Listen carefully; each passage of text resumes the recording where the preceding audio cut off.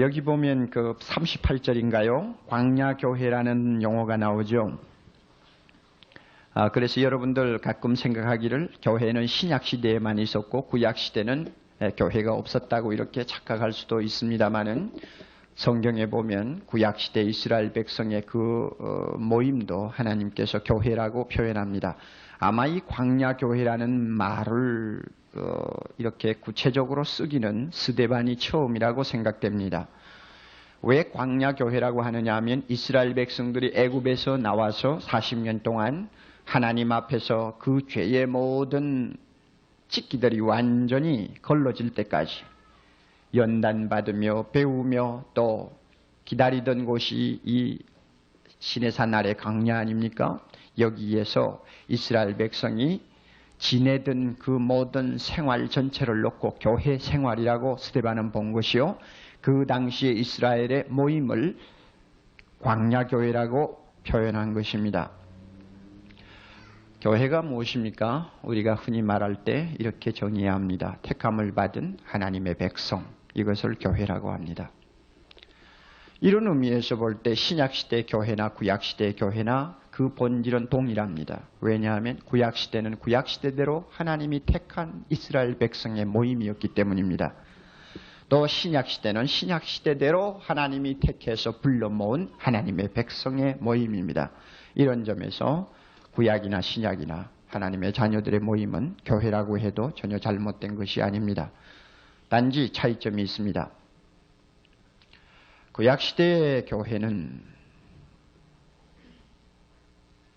할례로서 인친 아브라함의 혈통을 이어받은 사람들이었고, 그러니까 쉽게 말하면 누가 이스라엘 광야교회를 구성하느냐? 혈통으로 태어난 자. 그래서 할례로 인을 친 사람들. 이 사람들이 구약시대 교회 멤버들이었습니다.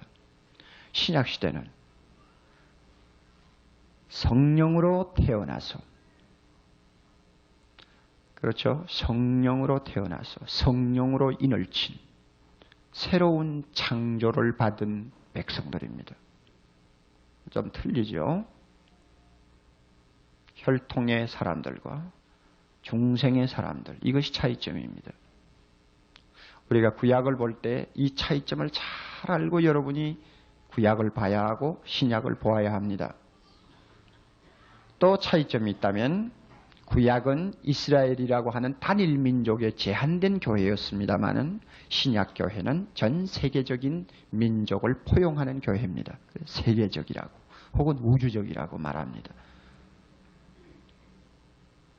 또 하나 구약시대와 신약시대를 비교한다면 구약시대 교회는 메시아를 대망하는 믿음의 교회였고, 장차 오실 메시아를 기다리고 대망하는 믿음의 교회였고, 신약시대 교회는 이미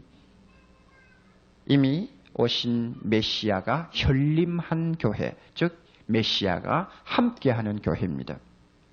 이런 의미에서 신약시대와 구약시대 교회의 차이가 있습니다마는, 그러나 둘을 다 교회라고 하는 데는 전혀 잘못된 것이 없습니다. 그래서 우리가 이렇게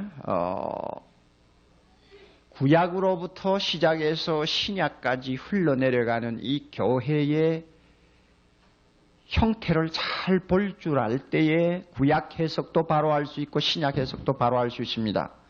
아주 구약은 구약대로 딱 잘라서 내버리고 신약만 보는 사람 바로 해석 못합니다. 또 구약을 항상 앞에 내세우고 신약을 별로 대수롭게 생각 안 하는 사람 구약 해석 못합니다. 왜 제가 이런 이야기를 하는가 하면은 교회 안에서 이런 폐단이 많아요. 어떤 교회는 가면 너무 신약만 이야기를 하고 어떤 교회는 가면 너무 구약만 들고 나와서 이야기를 합니다. 그럼 무언가 밸런스가 맞잖아요. 우리가 교회를 양면으로 다 보아야 합니다. 그래서 신약교회는 구약교회를 통해서 좀 더 이해가 빠르고 구약교회는 신약교회를 통해서 좀 더 완전하게 해석할 수 있습니다. 그런데 오늘 저녁에 제가 말씀드리려고 하는 것은 이 긴 본문을 가지고 저는 한 절 한 절 거론하지 않겠습니다. 다음에 구약을 이야기할 때 창세기나 출애굽기에 가서 이야기할 때 오히려 자세히 이야기를 하고 싶습니다. 오늘 여기에서는 중요한 것을 뽑자고요. 자, 구약교회를 구성하는 데 있어서 중요한 요소 두 가지가 있습니다. 하나는 지도자와 하나는 회중입니다. 쉽게 말하면 모세라는 지도자와 그 다음에 이스라엘이라고 하는 회중입니다. 이 두 가지 요소가 구약교회, 광야교회를 구성하고 있었습니다. 오늘도 마찬가지죠. 오늘도 교회는 지도자와 회중 혹은 평신도 이렇게 우리가 두 요소가 구성이 되어서 주님의 몸을 이루고 있습니다. 사도행전 21장 28절에 성령이 저들 가운데서 너희로 감독자를 삼고 그래서 에베소 교회의 장로들을 하나님이 세우셨다고 했습니다. 지도자로 세웠어요. 그래서 하나님이 자기 피로 사신 교회는 누굽니까? 하나님의 백성들을 치게 하셨느니라. 또 에베소 4장 11절에 교회의 머리이신 예수가 교회의 사도와 선지자와 목사와 교회를 세우셨다 했습니다. 그래서 교회는 이 리더십이라고 하는 것은 대단히 중요합니다. 오늘 전 세계가 가장 관심을 많이 갖는 문제가 리더십입니다. 정치계, 경제계, 교육계, 영계에 있어서 어디에서나 이 리더십이 제일 많이 강조됩니다. 여러분이 외국에 나가서 보면 교회마다 세미나 하는 이름이 뭔지 알아요? 지도자 개발 세미나, 리더십 세미나라고 합니다, 보통. 왜 그런가 하면은 하나님이 그 교회 지도자로 세운 목사나 장로들도 리더십을 가진 사람입니다만은 또 평신도 중에서 리더십을 가져야 될 사람들이 많이 개발되어야 되거든요. 그래서 리더십 세미나라는 것은 요사이 현대 교회의 유행어가 되었습니다. 그것은 왜 그렇게 되었을까? 그만큼 리더십에 따라서 교회가 살기도 하고 죽기도 하기 때문입니다. 그래서 광야교회의 리더십을 우리가 생각하는 것은 참 중요합니다. 교회에는 반드시 리더십이 바로 서야 합니다. 17절부터 38절까지 보면 모세 이야기가 계속 나오는데 그것은 지도자 모세에 대한 약술입니다. 그래서 광야교회의 리더십에 대해서 이야기합니다. 그 사람이 어떤 사람이었느냐 하는 이야기입니다. 그 다음에 39절부터 43절까지는 회중인 이스라엘 백성에 대한 약술입니다. 저는 이 본문을 읽으면서 이렇게 생각해 봅니다. 한마디로 표현할 수 없을까? 광야교회 리더십을 맡았던 모세에 대해서 한마디로 표현할 수 없을까? 또 광야교회 평신도를 구성했던 이스라엘 백성, 그 회중을 한마디로 표현할 수 없을까? 그래서 성경을 이것저것 생각하며 보다가 또 이 본문과 검토해 보다가 저는 이렇게 말합니다. 광야교회는 가장 온유한 지도자와 가장 강팍한 회중이 구성한 교회였다. 참 이상한 표현이죠. 그러나 사실이에요. 다시 한번 광야교회는 가장 온유한 지도자 플러스 가장 강팍한 회중. 이래서 광야교회를 이루었다. 온화하고 온유한 지도자 모세, 그리고 성미가 까다롭고 고집이 세고 금방 마음이 변하는 이스라엘 백성, 이 둘이 같이 모여서 광야교회를 이루었습니다. 이런 의미에서 볼 때 정말 어울릴 수 없는 두 요소가 모인 것입니다. 가장 목회하기 어려운 교회가 된 것입니다. 가장 목회하기 어려운 교회. 그래서 민수기 12장 3절에는 모세를 일컬어서 이 사람 모세는 온유함이 지면의 모든 사람보다 승하더라. 이 세상 사람 가운데서 제일 온유한 사람이었다.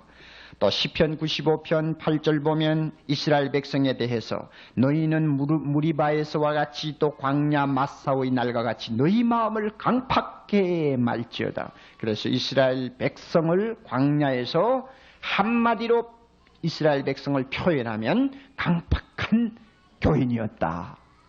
이렇게 성경은 가르쳐주고 있습니다.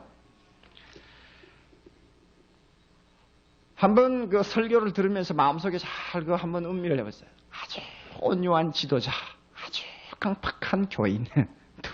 두 요소가 모인 교회를 한번 생각해 보시라고요.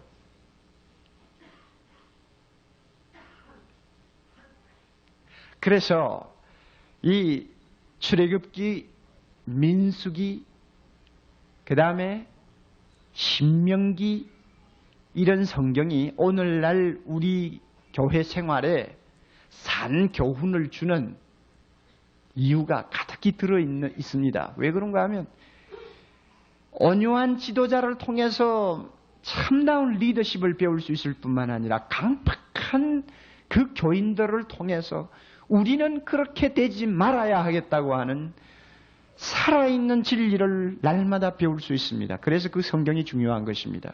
저는 아직도 출애굽기 강의는 해보지를 않았습니다. 여러분에게 한 일이 없어요. 아직도 저는 민수기나 신명기를 타치하지는 않았습니다. 언젠가는 하겠죠. 정말 우리가 배워야 할 진리가 가득가득이 들어있습니다. 여러분, 온유한 지도자 모세에 대해서 좀 봅시다. 모세의 온유는 두 가지 뿌리를 가지고 있습니다. 첫째는 하나님의 손에 철저하게 자아가 깨어지는 훈련에서 얻은 열매입니다. 모세의 온유는 자기가 철저하게 깨어지는 훈련에서 얻은 열매입니다. 또 하나의 뿌리는 뭐냐면 하나님의 명령으로 보냄을 받았다고 하는 철저한 소명의식의 뿌리를 두고 있습니다.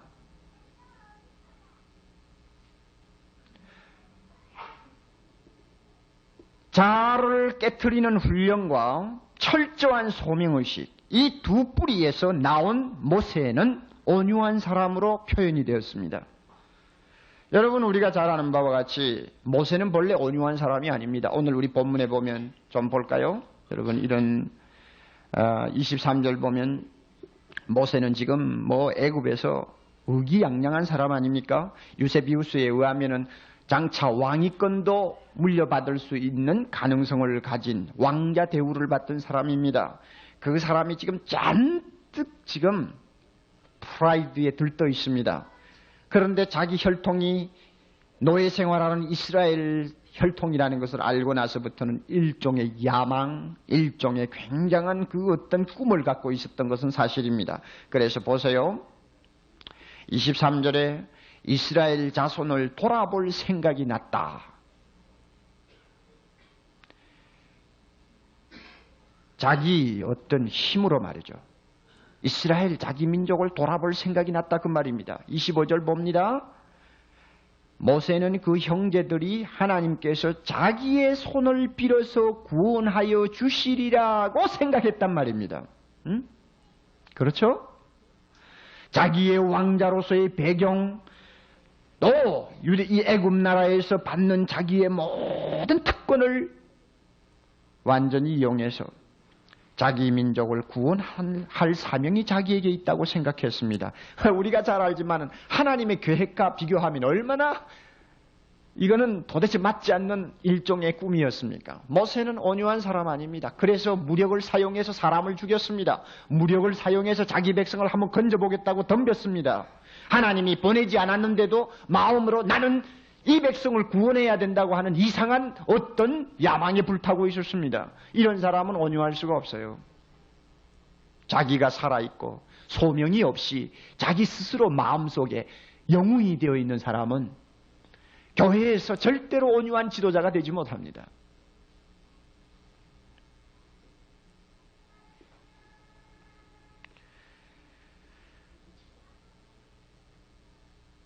여러분, 마음에서 갑자기 나는 교회 목사가 되어야 되겠다. 그런다고 여러분 목사가 됩니까? 나는 그래도 학력으로나 또 여러 가지 재능으로나 또 지금까지 배경으로 보아도 이만하면 한번 교회 목사가 되어볼만 하지 않을까? 혹은 교회 장로가 되어볼 수 있지 않을까? 은근히 생각하는 거. 이 모세와 같은 사람들인데 그것이 장로 만들고 목사 만드나요? 예, 그렇다고 생각하세요? 저는 참된 하나님이 세운 목사 장로를 이야기하는 것입니다. 그렇지 않는 사람들을 말하는 것 아니에요.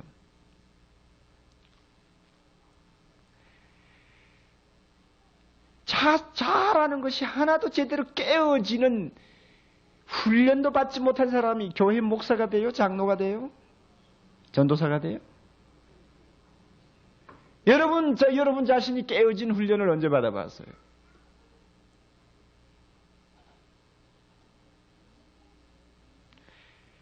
하나님이 분명히 나를 불렀다. 그러므로 내 생명을 걸고라도 이 직분에 충성하리라 하는 뜨거운 소명 의식 없이 교회에서 투표했다고 여러분 뭐 교회 지도자가 되나요? 그런 사람들이 살아있기 때문에 교회가 날마다 어려운 거죠. 항상 시험에 빠지고요.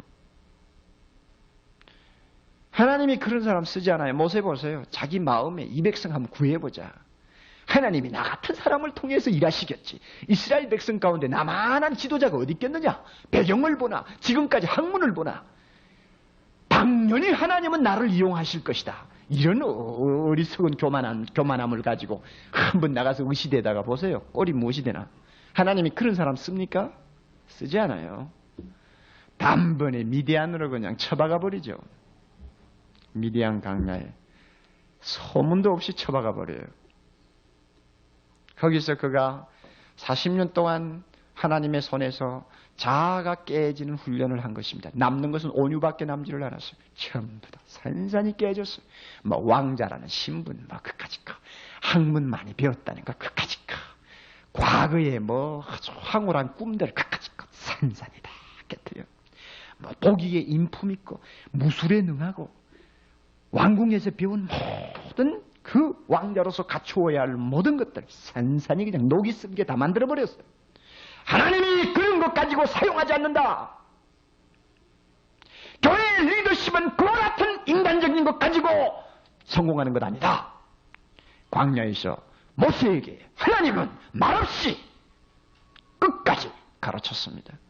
그래서 나중에 여러분 가시떨기 남 불꽃 앞에 막대기를 짚고 신발을 벗어 옆에 들고 서 있는 그 초라한 모세를 한번 보세요.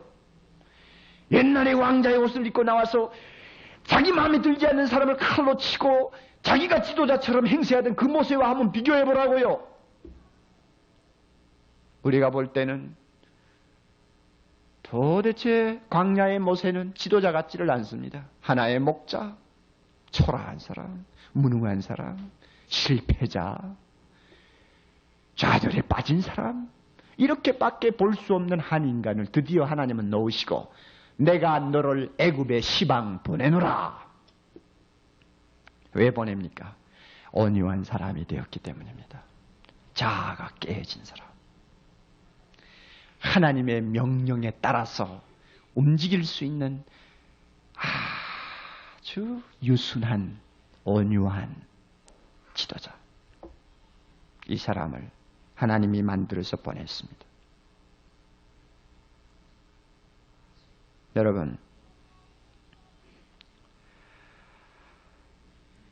여러분은 그 온유를 말이죠. 잘못 오해할까 두렵습니다. 온유라는 것을 성격이 뭐 부드럽고 뭐 사람들에게 그 접근하기 쉽고 말도 사근사근하게 하고 하는 걸 온유라고 그러지 마세요. 모세 여러분 출애굽기로부터 보세요. 모세가 그렇게 뭐 사근사근하고 뭐 여자처럼 그래요? 뭐 사람만 보면 이렇게 막 이러고 뭐 이래요? 여러분 어디 모세가 그래요 진짜? 예수님이 나는 온유하고 겸손하냐 하는데 예수님의 온유가 그렇게 여러분 느껴집니까? 저는 온유를 이렇게 봅니다. 교회 지도자로서의 온유.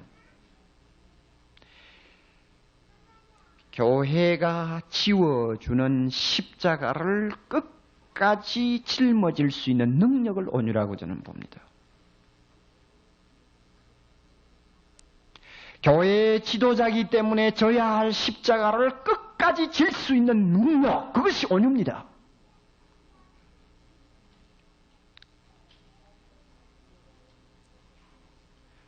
예수님은 내가 온유하고 겸손하니 예수님은 온유했습니다. 왜냐하면은 모든 죄인들이 주님을 향하여 거역하는 것을 끝까지 끝까지 참을 수 있는 분이었습니다. 온유입니다, 온유. 능력이요. 아까 저는 광야교회의 교인들은 가장 강팍한 사람들이라고 했습니다. 모세는 그 강팍한 교인들이 주는 짐을 전부 다 지고 감당할 수 있는 능력이 필요했습니다. 하나님은 그 능력을 광야 40년 동안 키운 것입니다. 이것이 온유입니다. 이 능력이 모세에게 없었다면 그는 중간에 벌써 자포자기하고 끝났을 것이요. 광야교회는 3분 노열이 되어가지고 말로 다 할 수 없는 꼴이 되어버렸을 것입니다만 모세를 보세요. 끝까지 짊어졌습니다. 굉장한 특권이 있어요.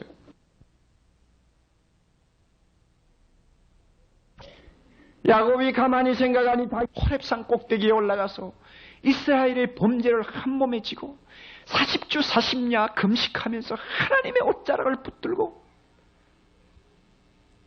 무릎에 피가 나도록 목이 쉬도록 매달리면서 주여 주여. 이건 뭡니까? 이거 온유입니다. 이것이 온유요. 사람에게 자기 감정을 풀려고 하지 않고 악을 악으로 대하지 않고 하나님이 주신 소명을 위해서 자아를 완전히 죽이고 순종하려고 하는 사람, 십자가를 지려고 하는 사람, 이 사람을 온유한 사람이라고 그러지 뭐 말살사라고 막 이러는 게 온유라고 생각하세요. 그거는 세속적으로 하는 이야기고.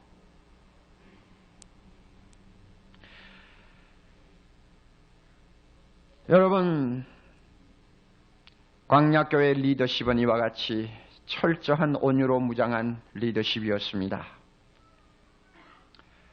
자아를 완전히 장례식 치르고 하나님이 맡긴 양떼 외에는 생각도 하지 아니하는 모세라고 하는 한 사람의 온유를 우리는 배워야 합니다. 이 능력을 가져야 합니다.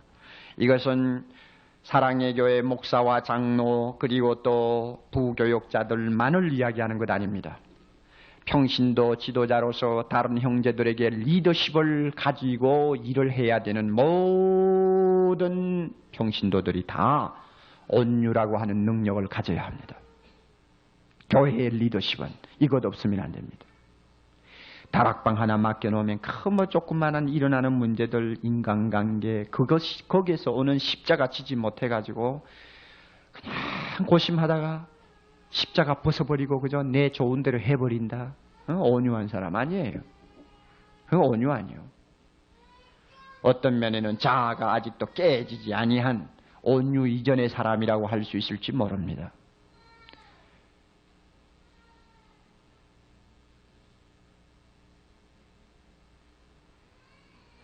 사랑의 교회 앞으로 이런 온유한 지도자를 하나님이 주셨으면 좋겠습니다.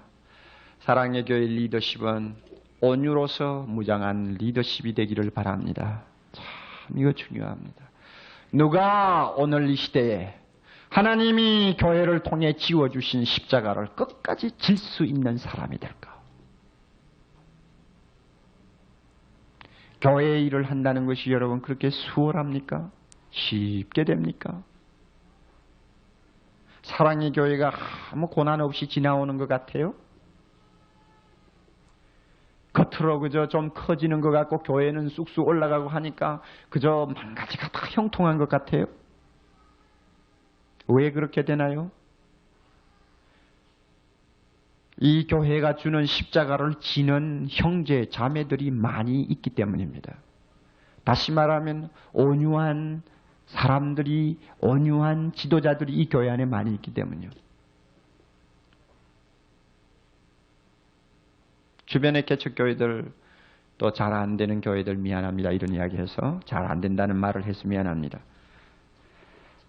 주변에 있는 교회들 어떤 때는 보면 제가 원인 분석을 해보아요. 왜 하나님이 능력 주실 텐데 하나님의 말씀은 살아있는데 오늘도 성령은 그 교회도 역사하시는데 왜 이런 문제가 잘 안 풀릴까 보면 온유가 약해서 인간끼리 강하게 충돌해서 깨지는 경우들이 대부분이에요.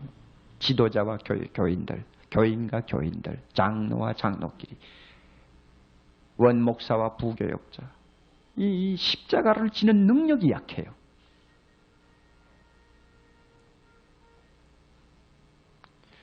하나님의 교회는 십자가를 질 만한 그 강팍한 교회, 어떤 면에는 교회의 문제점을 치고 끝까지 인내할 수 있는 이 온유가 결여된 교회는요, 남아나지 못합니다. 나중에 못 남아나요. 앞으로 더 그럴 것입니다.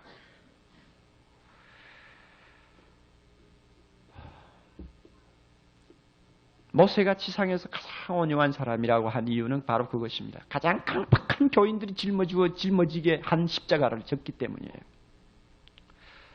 저는 우리 교회가 강팍한 교인들로 모였다고 절대 생각할 수 없습니다. 저는 그런 십자가를 질 만한 능력이 없기 때문에 이렇게 좋은 교인들을 만나게 하신 것 같아요. 저는 오늘 저녁에도 이 설교를 준비하면서 하나님 앞에 엎드려 기도했습니다. 하나님 감사합니다. 우리 교회 좋은, 정말 광야교회에 비하면 너무 좋은 교인들을 주신 데 대해서 감사합니다.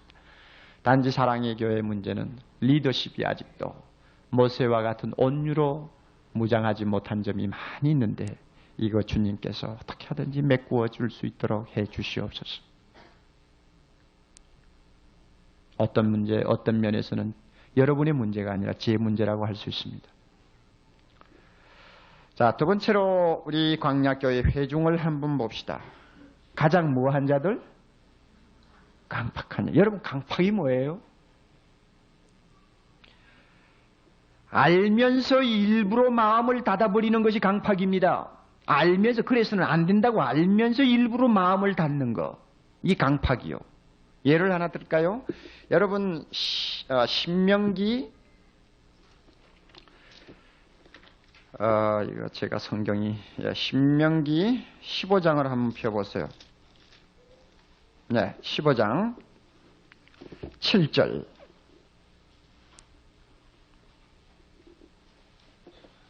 신명기 15장 7절. 여기 보면 구제하는 문제를 놓고 하나님이 지금 교훈을 하고 있습니다. 신명기 15장 7절 내 하나님 여호와께서 내게 주신 땅 어느 성읍에서든지, 그 다음에 뭡니까? 가난한 형제가 너와 함께 거하거든 그 가난한 형제에게 내 마음을 강팍히 하지 말며, 그 다음에 내 손을 움켜쥐지 말고 반드시 내 손을 그에게 펴서 그 요구하는 대로 쓸 것을 넉넉히 구워주라. 삼가 너는 마음에 앙념을 품지 말고, 이 앙념을 품는다는 말하고 내 마음을 강팍히 한다는 말하고 같은 말이요. 곧 이르기를 제7년 면제년이 가까웠다 하고 내 궁핍한 형제에게 악한 눈을 들고 아무것도 주지 아니하면 그가 너를 여호와께 호소하리니 내가 죄를 얻을 것이라. 자, 여기에서 봅시다. 부재 문제 보자고요. 강팍이 뭔지 이 본문 참 재미있게 우리에게 표현을 하고 있습니다. 면제년이라는 거 있죠. 7년마다 한 번씩 빚을 탕감해주는 안식년이 있거든요. 그 안식년이 점점 다가옵니다. 다가와요. 안식년이 멀리 남아있으면 어떻게 될까요? 빚을, 돈을 꾸어줘도 받을 수 있는 가능성이 좀 있죠. 기간이 많으니까. 그렇지 않아요? 그런데 이제 내년이 1985년이 안식년이라고 합시다. 그럼 금년에 꾸어주면 그 친구가 꾸어가가지고는 좀 배짱을 튀고, 요사이 이제 빚진 사람들 아주 배짱 튀기듯이 말이죠. 튀기고 잘 안 주고 하다가 그 친구 생각에 아이고 금년 12월 31일만 넘어가면 그 다음엔 해방이다, 이런 식으로 생각하고 악용을 한다면 여러분 큰일 나죠. 그런데 이제 빚을 주는 사람도, 뭐 돈을 좀 더 구워주는 사람도 아이고 내년에 안식년인데 이거 금년에 구워주면 떼이는 것이 10중 8구겠구나. 당연히 구제해야 될 줄 알면서도 아이고 이거 안 되겠다, 하지 말자. 일부러 자꾸 마음을 이렇게 닫아버리는 것이 무엇입니까? 강팍이라고 하는 거예요. 그래서 여기 보니 마음에 앙념을 품는다. 자꾸 그 좋지 않는 마음을 품어서 마음을 악하게 만드는 거예요. 그 다음에 손으로 비유하면 손으로 자꾸 움켜쥐는 거요. 펴야 될 것을 자꾸 움켜쥐는 거. 이것을 일컬어서 강팍이라고 합니다. 여러분, 이스라엘 백성이 광야에서 이렇게 강팍했나요? 강팍했어요. 히브리서 3장 7절 이하에 보면은 불신앙의 악심을 품고 강팍했다고 그랬고, 죄의 유혹으로 인해서 그들이 강팍해졌다고 했습니다. 그러나 우리는 본문을 돌아가는 것이 좋습니다. 7장, 사도행전 7장 다시 돌아가서 39절을 좀 봅니다. 39절 보면 우리 조상들이 모세에게 복종치 아니하고자 하여, 여기 이 말이 중요합니다. 모세에게 복종하는 것이 정상입니까? 안 하는 것이 정상입니까? 복종하는 것이 정상인데 알면서도 어떻게 했나요? 아니하고자 하여 거절하며. 이것은 무엇입니까? 고의적인 것이죠. 일부러 하는 것이죠. 그렇죠? 몰라서 복종을 안 한 것이 아니라 복종을 해야 되는 것을 알면서도 고의적으로 복종을 안 했다 그 말입니다. 그래서 거절했어요. 이게 강팍입니다.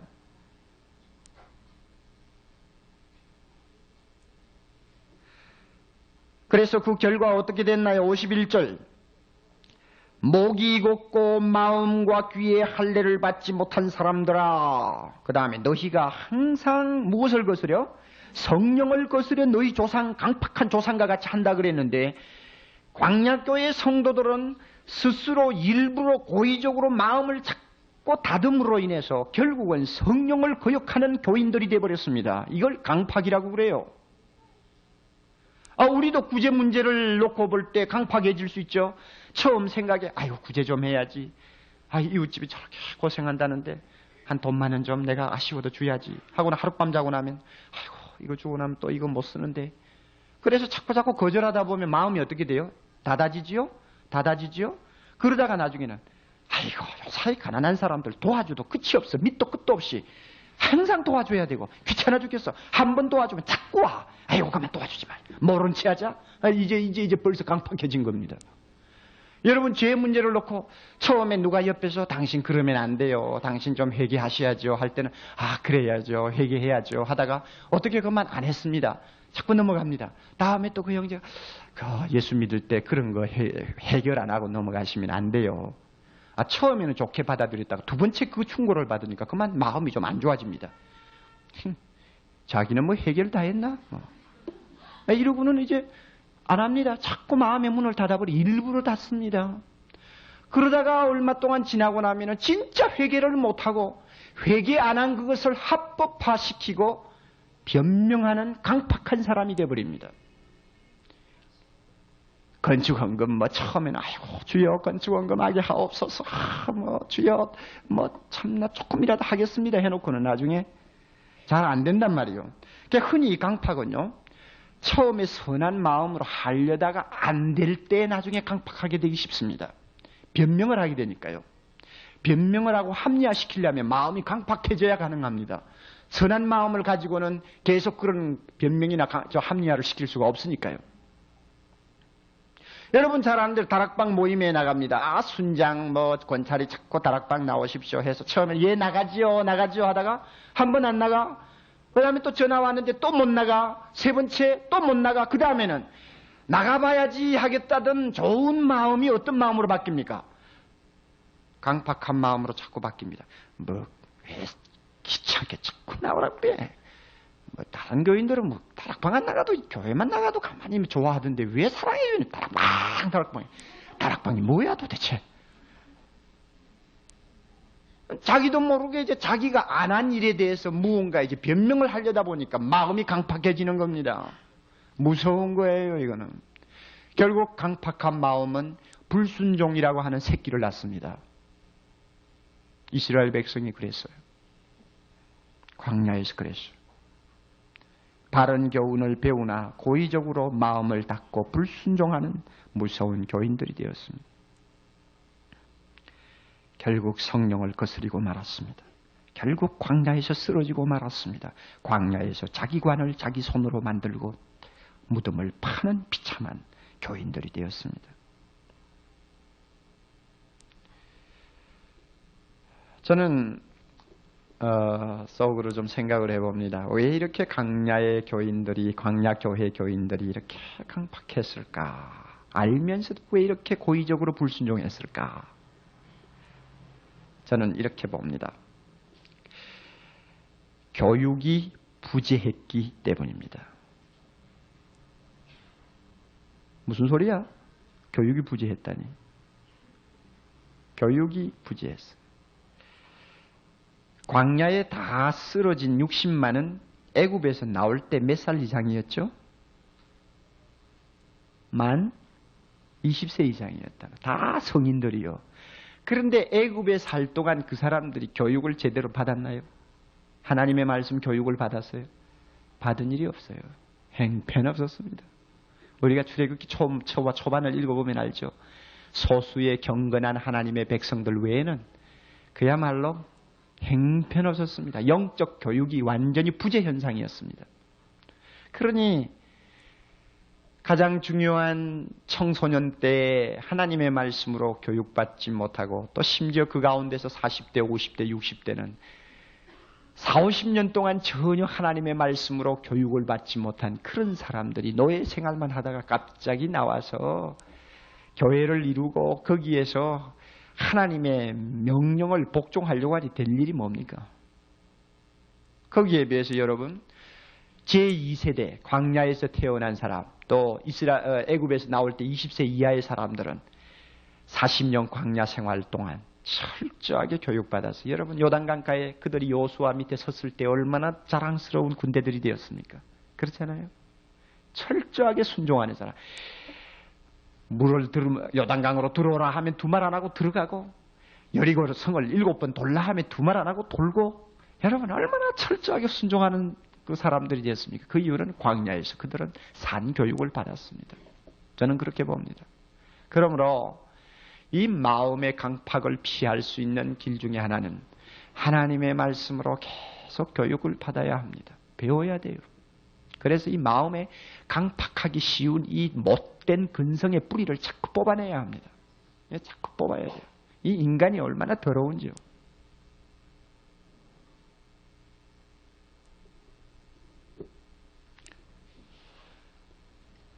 오늘 사랑의 교회를 위시해서 한국 교회가 안고 있는 문제점 중에 하나는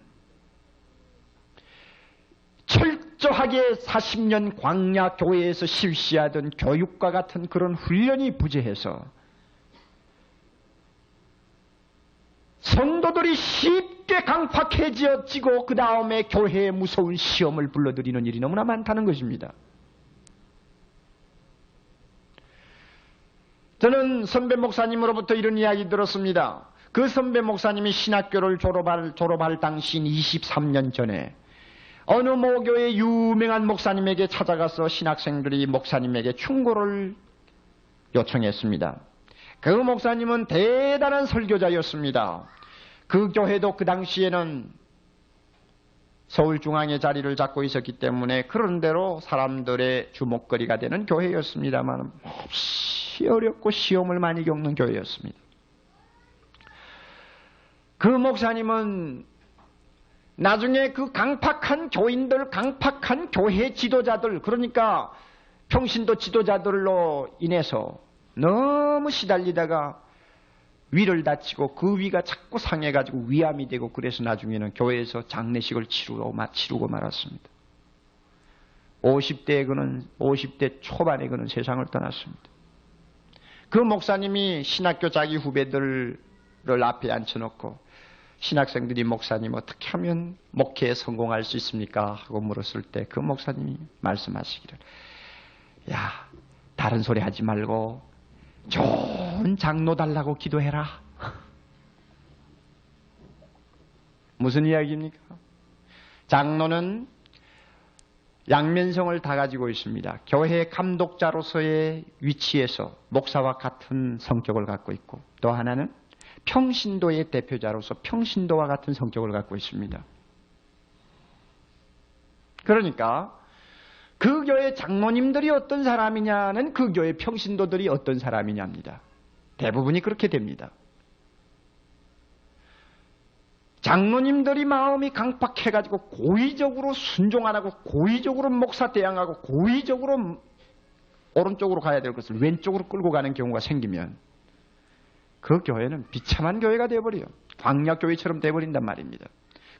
바로 세상 떠난 그 목사님 교회가 그 꼴이었습니다. 대한민국 오늘날 교회 왜 썩은 고목처럼 형식만 갖추고 그야말로 생동감 있는 역사들이 일어나지 않느냐? 첫째는 모세와 같이 온유한 지도자들이 부재했다는 이유도 있겠습니다. 둘째는 또 하나, 교인들이 교육이 부재하기 때문에 쉽게 강팍해져 버립니다. 그래서 고의적으로 순종 안 합니다. 여러분, 이 말이 내가 거짓말인지 아세요? 만약에 여러분들 옥목사에게 어떤 결점이 생겼다고 합시다. 여러분이 옥목사를 볼 때 별로 달갑지도 않게 이렇게 쳐다봅니다. 설교할 때 여러분은 밑에 앉아가지고 참 말은 잘하는데,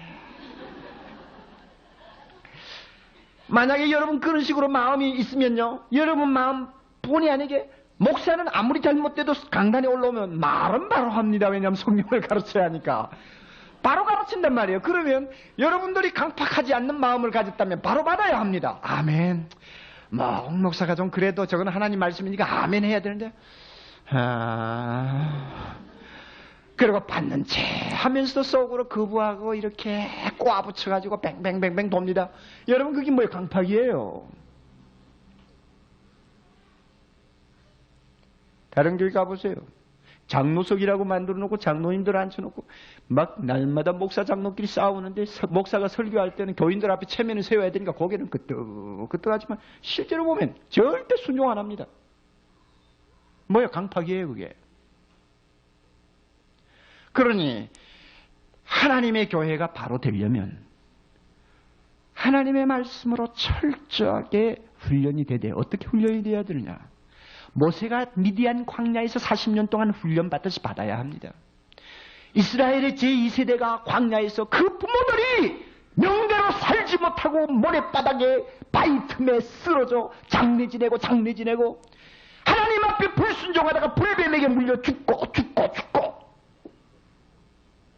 연병이 들어서 한순간에 몇천 명이 쓰러지는 비극을 겪고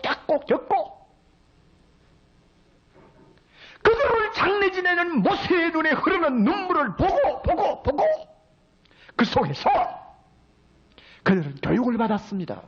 산교육을 받았단 말이에요. 그러기 때문에 제2세대들의 마음에는 제1세대처럼, 교육 없었던 제1세대처럼 강팍한 것이 많지를 않았습니다. 교회 지도자들도 모세처럼 미디안에서 배워야 합니다. 잘하는 것이 깨어진 온유한 종, 하나님이 보내셨다는 소명의식에서 양떼들 외에는 관심이 없는 종, 그만큼 깨져야 합니다. 그래서 교회가 주는 십자가를 끝까지 짊어지고 갈 수 있는 능력 있는 온유한 종, 여러분 그런 종을 원하면 사랑의 교회 교역자들 위해서, 또 사랑의 교회 장로님들 위해서 여러분 기도하세요. 또 순장들 위해서 기도하세요. 기도해야 됩니다. 또 여러분들 인간의 어떤 이해관계 때문에 마음이 스스로 강팍해지는 사람 되지 않도록 하나님 앞에 말씀을 통해서 훈련받아야 합니다. 깨어질 것은 깨어지고 다듬어질 것은 다듬어지고 채워질 것은 채워져서 사랑의 교회가 광야 교회가 되지 않도록 우리는 기도해야 합니다. 머리 숙입시다.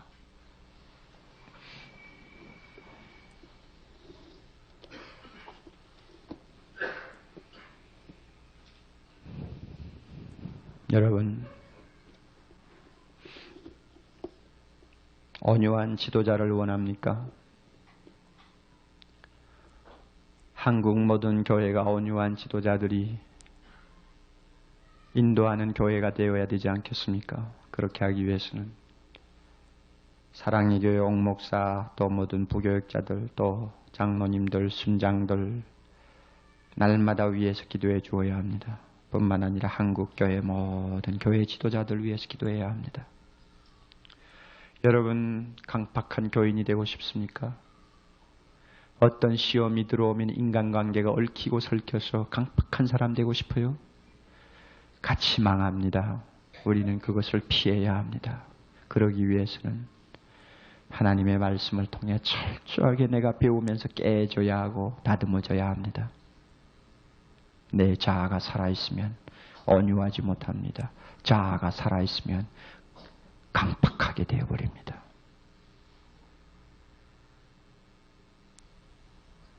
이 시간 성령께서 오셔서 내가 들은 말씀을 통해서 나에게 무엇이라고 교훈하시는지 깨우쳐 주시는지 각자 들으세요. 그리고 기도하세요. 다 같이 한 목소리로 간단히 기도합니다. 하나님 아버지, 사랑의 교회는 모세와 같이 참으로 온유한 리더십이 교회를 지도하는 아름다운 교회가 되게 해 주시옵소서. 사랑의 교회는 광야 교회의 신자들과 같은 강팍한 자들이 아니라 참으로 주 앞에 순종하는 귀한 양떼들로 구성된 아름다운 교회 되게 해 주시옵소서. 그리해서 우리를 통해서 20세기에 하나님께서 이루시고자 하시는 뜻의 만분의 일이라도 감당할 수 있는 교회 되도록 주님 축복해 주시옵소서. 예수님 이름으로 기도하옵나이다. 아멘.